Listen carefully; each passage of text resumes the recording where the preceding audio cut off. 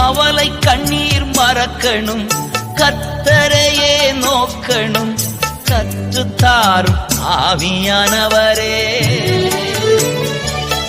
கவலை கண்ணீர் மறக்கணும், கர்த்தரையே நோக்கணும், கற்றுத்தாரும் ஆவியானவரே. செய்த நன்மை நினைக்கணும், நன்றியோடு துதிக்கணும், சொல்லித்தாரும் ஆவியானவரே. செய்த நன்மை நினைக்கணும், நன்றியோடு துதிக்கணும், சொல்லித்தாரும் ஆவியானவரே. ஆவியானவரே